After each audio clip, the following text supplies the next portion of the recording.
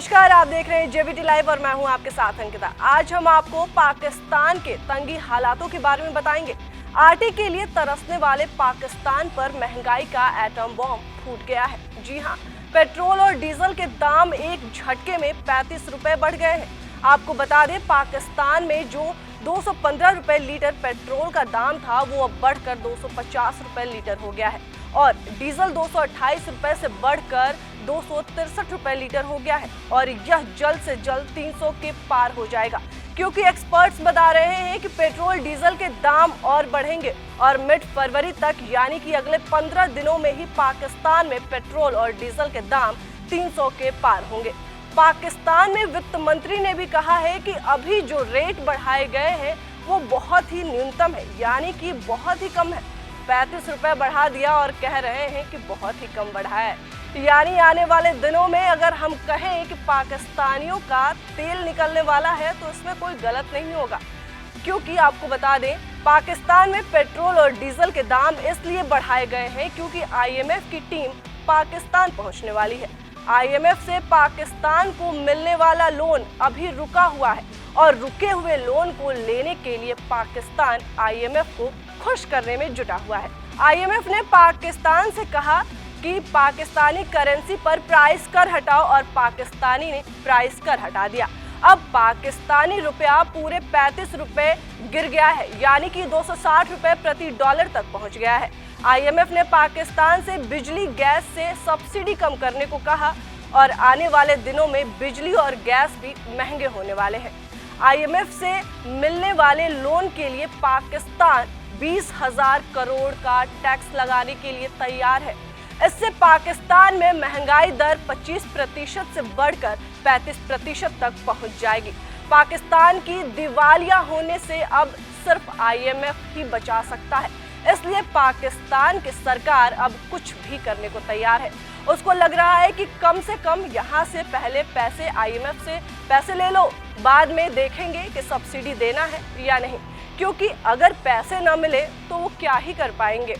पाकिस्तान का हाल अब ऐसा हो गया है कि वहाँ का आटा अब लोगों के हैसियत से बाहर हो गया है। आटा जो कि किसी गरीब के लिए, वो कहते हैं ना कि नमक रोटी भी गरीब खा सकता है, अब तो वह रोटी भी नसीब में नहीं है, क्योंकि रोटी भी आटे से बनती है और जिस तरीके से दाम बढ़ते जा रहे हैं उस हिसाब से तो अब यही लग रहा है कि पाकिस्तान के लोग नमक रोटी को भी तरस जाएंगे। आपको बता दें, पाकिस्तान अपनी नीतियों और अपनी गलतियों की वजह से पाई पाई का मोहताज है और इसलिए दुनिया भर के देशों के सामने हाथ फैला रहा है, हाथ फैलाकर पैसे मांग रहा है। पाकिस्तान खुद इस लायक नहीं बन पाया कि वह खुद का खर्च खुद से ही उठा पाए। आपको बता दें, ये कोई नई बात नहीं है कि वह कर्जा मांग रहा है, क्योंकि बंटवारे के समय से ही पाकिस्तान का कर्जा मांगने का रिकॉर्ड का ट्रैक बहुत लंबा है। अब आपको पाकिस्तान के कर्ज का आज तक का हिसाब बताएंगे, जो कि बंटवारे के समय में पाकिस्तान को भारत ने दिए थे। बंटवारे के वक्त भारत और पाकिस्तान के सरकारों के बीच कुछ समझौता हुआ था, जिसमें यह तय हुआ था कि भारत पाकिस्तान को चल और अचल संपत्ति देगा।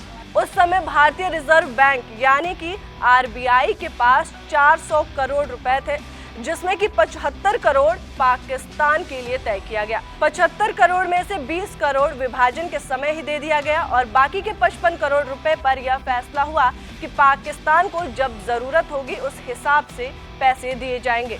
आगे यह भी तय हुआ कि RBI ही अक्टूबर 1948 तक दोनों राष्ट्र की राष्ट्र बैंक होगी, जो कि राष्ट्र के रूप में काम करता रहेगा।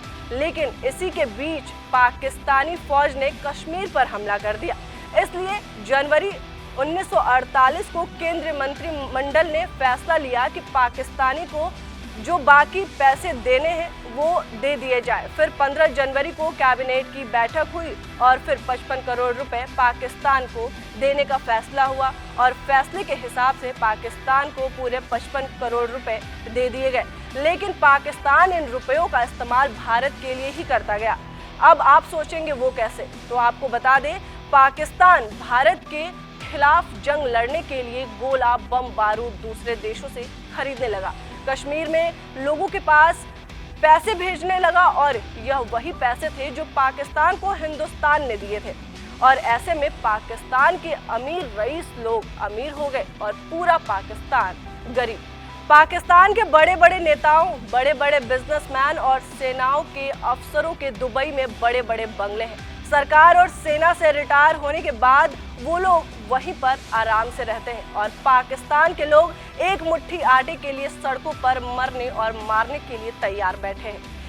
यह वह पाकिस्तान की मौजूदा हालत है। अब आपकी इस पर क्या राय है, कमेंट बॉक्स में जरूर बताएं। देश और दुनिया की तमाम बड़ी खबरों को देखने के लिए आप जुड़े रहे JBT लाइव के साथ। नमस्कार।